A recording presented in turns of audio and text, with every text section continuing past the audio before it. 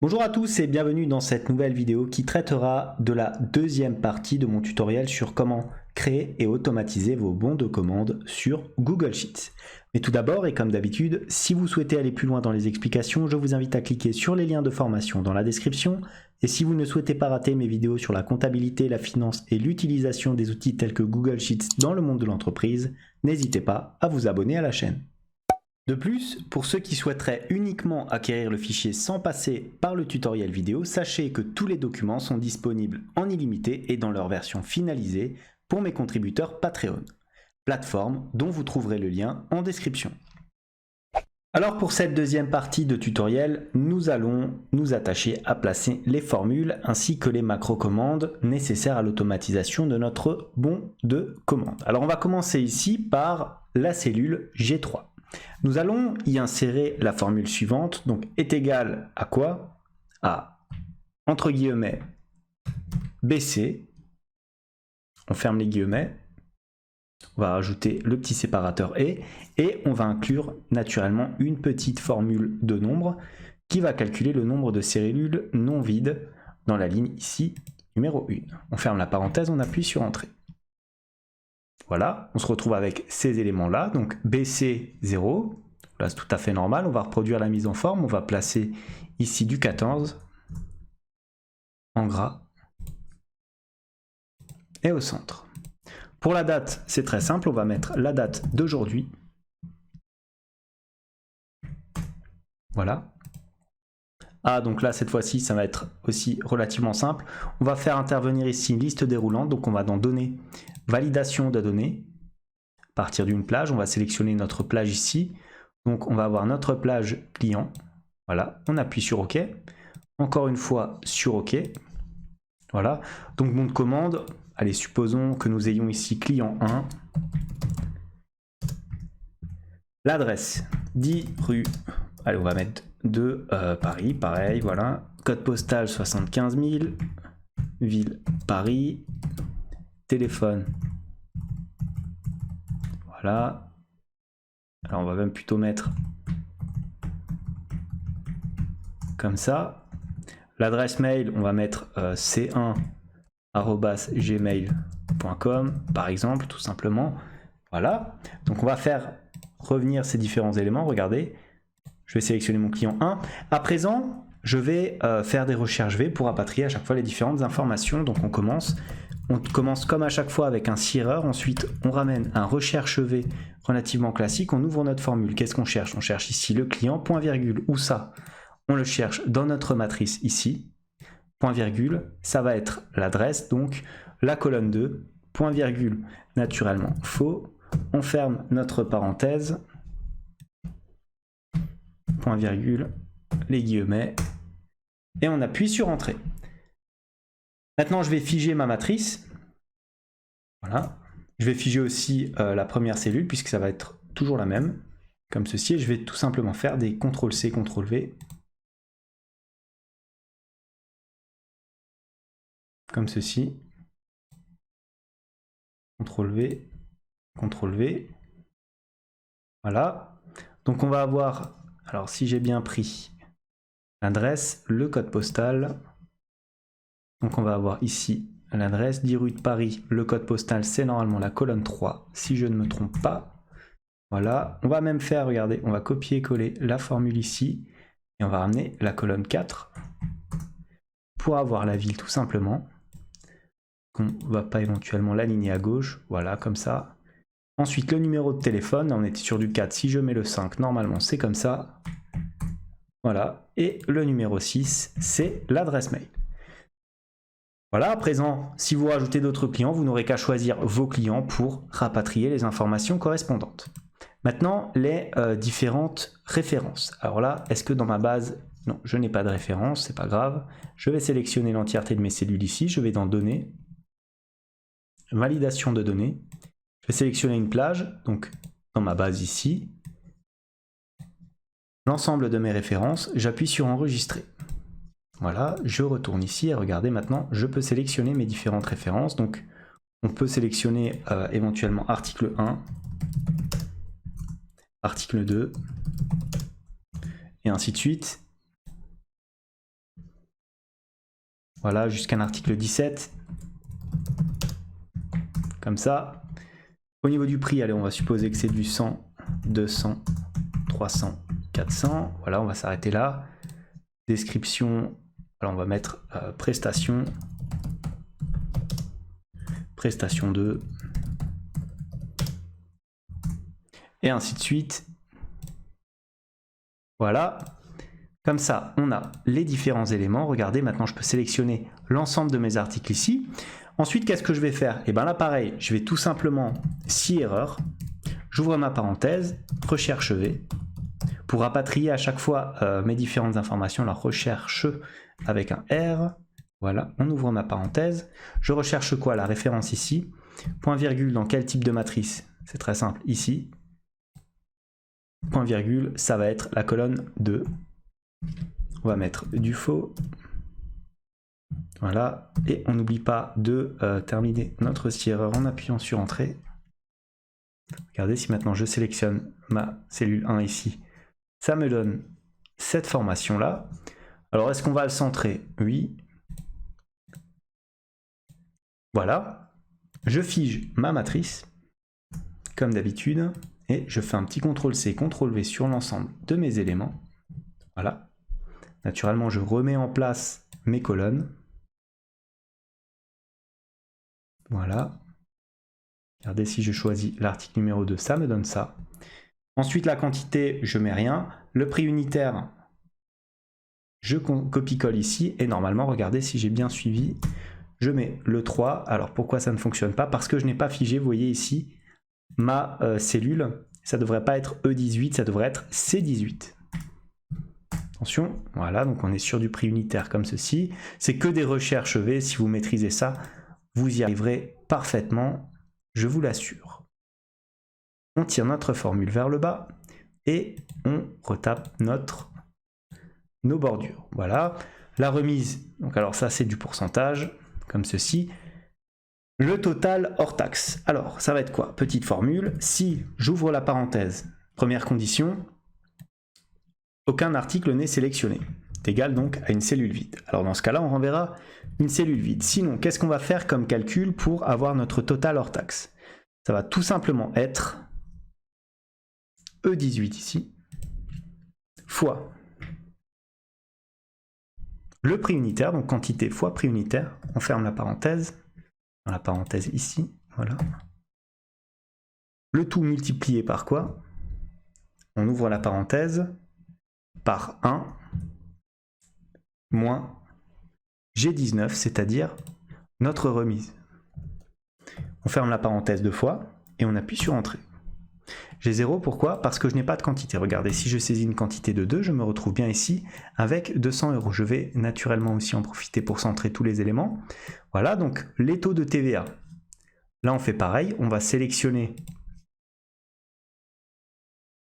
à partir d'une plage dans notre onglet de base, comme ceci, les taux donc 2,5, 5,5, 10 et 20. Donc on appuie sur OK, on appuie encore une fois sur Enregistrer. Et regardez, maintenant, je peux les sélectionner ici dans ma liste. On va sélectionner par exemple du 10%. Remise, si on applique 10% de remise, on se retrouve avec, regardez, 180 €. Donc là, on est bon. Est-ce que j'ai tiré ma formule vers le bas? Non, je peux le faire. Ici, voilà, j'ai du mal à la saisir, voilà. Hop, maintenant, je place mes bordures qui s'en sont allées, comme ceci. Là, on va mettre 2, pareil, en quantité. Comme ça, pareil, on sélectionne ici et on centre l'ensemble de nos éléments. Beaucoup de mise en forme, finalement. Rien de très compliqué, hein, vous allez y arriver parfaitement pour les habitués de cette chaîne. Ensuite, si pour avoir le montant TTC, c'est le même principe qu'avant. Donc on va avoir C18 ici est égal à une cellule vide, alors on renverra naturellement une cellule vide. Dans le cas contraire, on va avoir la formule suivante, c'est-à-dire le total hors taxe, tout simplement, fois, j'ouvre ma parenthèse 1, plus le taux de TVA. Je ferme ma parenthèse 2 fois et j'appuie sur Entrée. 198 € TTC. Je tire ma formule vers le bas. Je replace naturellement l'ensemble de mes éléments. On fait une petite vérif encore, histoire de voir si tout cela colle parfaitement. On peut mettre éventuellement les montants TTC ici. Alors, on est sur d'une TVA à 20%, donc voilà. 20% de 400, ça fait bien 80, donc on est bien à 480.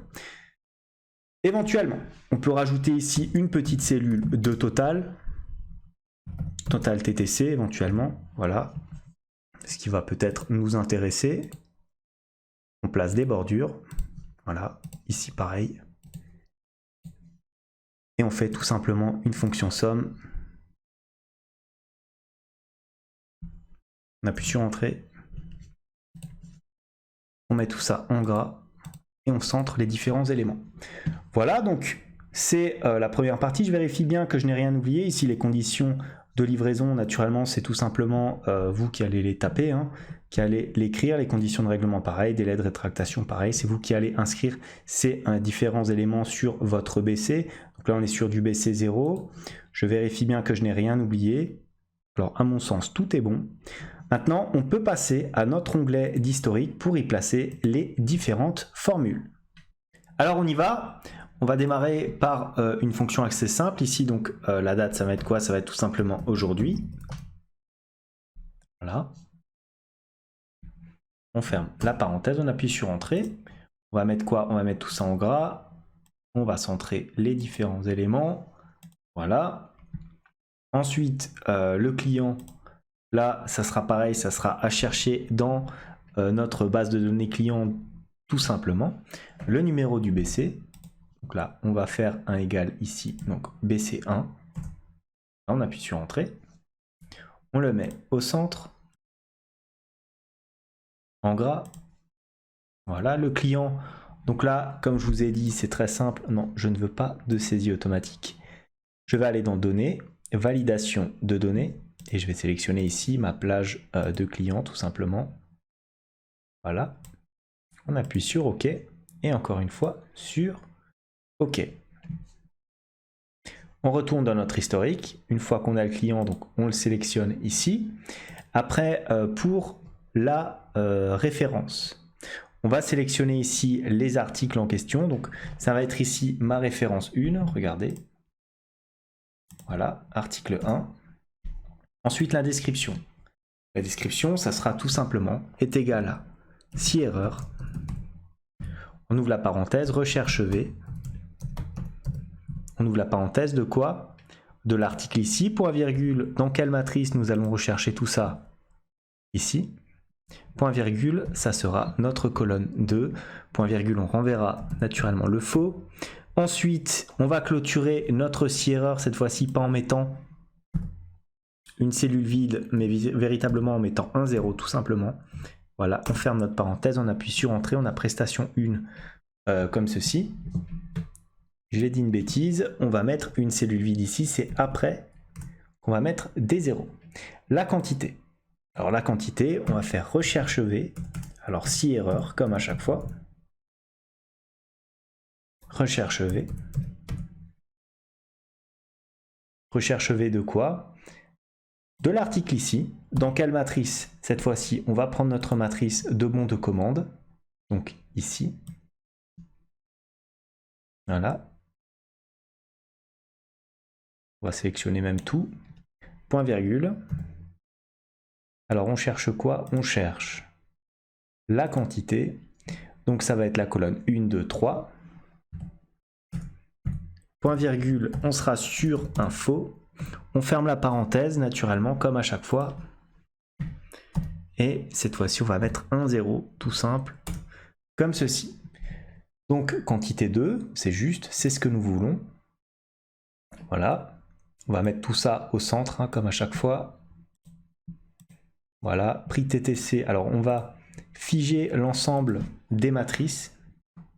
Pourquoi? Pour pouvoir tout simplement les copier-coller ensuite de manière beaucoup plus simple. Juste les matrices. Ensuite là on recopie et on colle notre formule comme ceci. Donc on n'est pas sur du B5, on est sur du B4. Attention à ne pas se tromper là-dessus. Et le prix TTC, il est défini où? Il est défini dans la colonne 1, 2, 3, 4, 5, 6, 7 et 8. Colonne 8. Voilà. Maintenant, vous allez sélectionner l'entièreté de cette ligne-là et vous allez passer les montants naturellement en euros. Vous allez sélectionner pareil ici. Vous allez mettre tous les éléments au centre. Voilà, comme ceci. On va replacer naturellement la bordure pour faire bien propre. Voilà. Une fois qu'on a fait ça, on va recopier et coller à chaque fois pour l'ensemble de nos éléments. Là, on peut éventuellement aller changer la couleur et mettre peut-être du bleu. Voilà, pour bien démarquer. Une fois que vous avez fait ça, vous faites un CTRL-C, CTRL-V. Comme ça, donc là, c'est du... Alors, on était sur I2, donc là, on est sur I3. Comme ça, donc, prestation 2, et ainsi de suite. CTRL-C, CTRL-V. I4. Vous voyez, l'avantage, c'est que ça reste. Hein. Si maintenant, je vais ici, prestation 2, 480, la formule est restée parce que j'ai figé au bon endroit. Je recopie tout ça. Voilà, j'étais sur du I4. Maintenant, on passe sur du I5. Du I6. I7.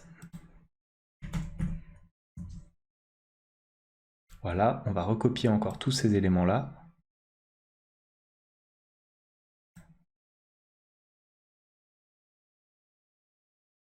I8.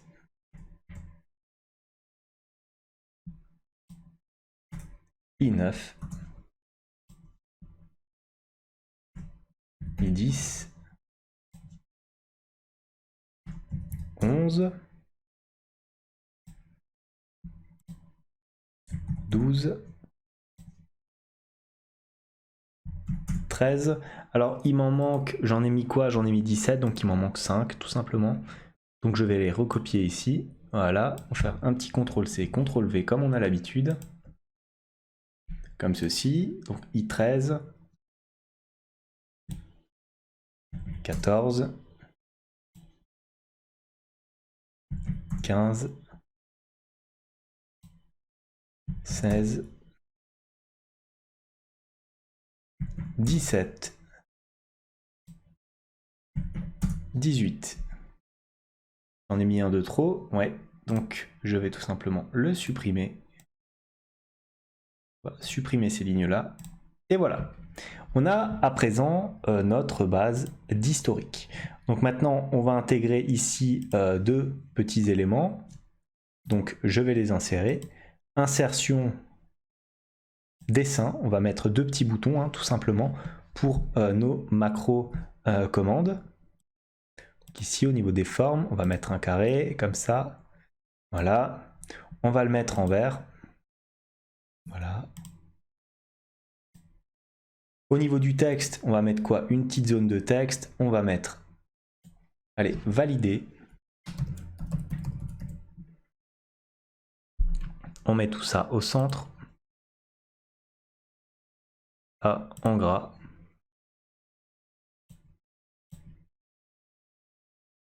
Alors, on va le baisser peut-être un petit peu. Voilà, comme ça.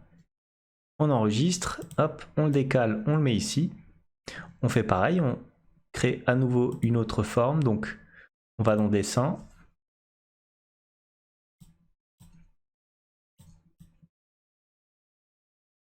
On va le mettre comme ça, peut-être, voilà. Ça va être du rouge. Et encore du rouge.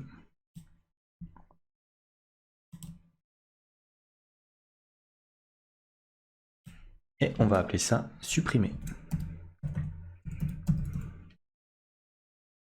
On sélectionne le texte. On le centre. Et on le place en gras. On appuie sur enregistrer. Voilà, la forme apparaît ici. On la met en dessous de notre validé, comme ceci. Et maintenant, on va enregistrer les différentes macro-commandes. Donc, on y va. On va faire ça avec l'enregistreur de macro. Alors, on va commencer par notre macro de suppression. Donc, on va dans extension, macro, enregistrer une macro. Alors, qu'est-ce que je vais faire pour supprimer? Je vais sélectionner ici ma zone de liste déroulante. Je reste appuyé sur CTRL. de mon clavier.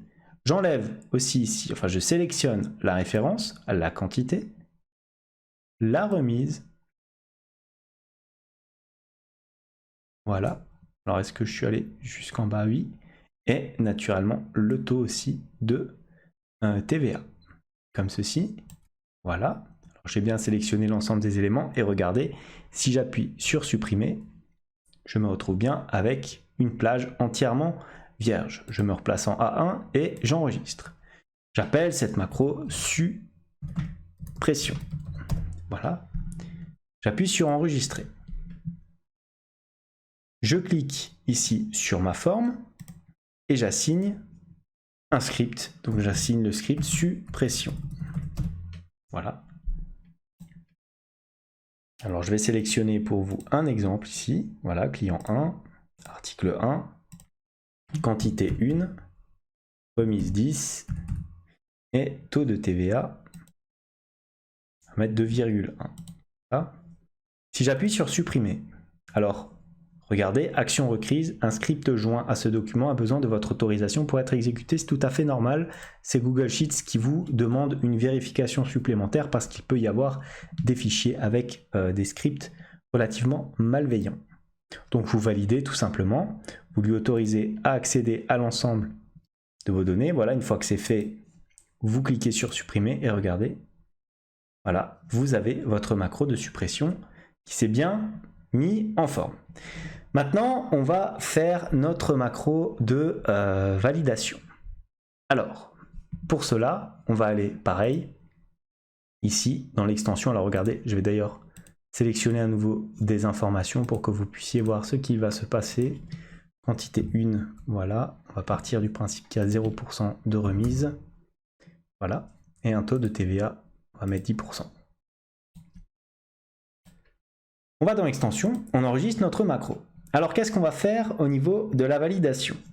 On va aller dans l'onglet historique, on va faire un clic droit ici sur notre colonne C et on va insérer une colonne à gauche, de sorte à ce que tout cela soit décalé à droite. Ensuite, on va sélectionner notre colonne ici, on fait un copier, on va faire un copier-coller en valeur, donc c'est CTRL Maj et V. Voilà. Donc CTRL Maj V. Vous avez l'entièreté de vos différentes informations. Vous retournez ici en cellule A1 et ici en cellule A1. Vous enregistrez votre macro et vous l'appelez valider. Vous enregistrez comme ceci. Vous l'affectez à votre bouton, valider, voilà.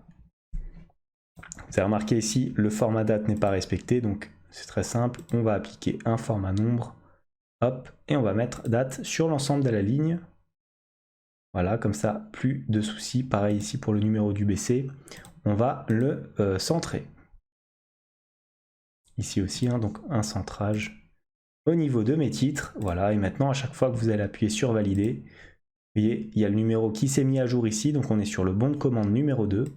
Pourquoi? Parce qu'on a enregistré ici le bon de commande numéro 1 tout simplement. Donc si je clique maintenant sur mon bouton valider, il va normalement passer au bon de commande numéro 3 comme c'est le cas ici, et vous allez avoir donc 2 bons de commande enregistrés comme ceci dans votre historique. Voilà donc pour ce tutoriel. On n'oublie pas à la fin, une fois qu'on a fait ça, de renommer le fichier. On va l'appeler bon de commande. Voilà. Et on en a maintenant terminé. Comme d'habitude, si cette vidéo vous a plu, n'hésitez pas à la liker, à mettre un commentaire de suggestion, à vous abonner à la chaîne si ça n'est pas encore fait. En tout cas, moi je vous dis merci et à bientôt pour un nouveau tutoriel.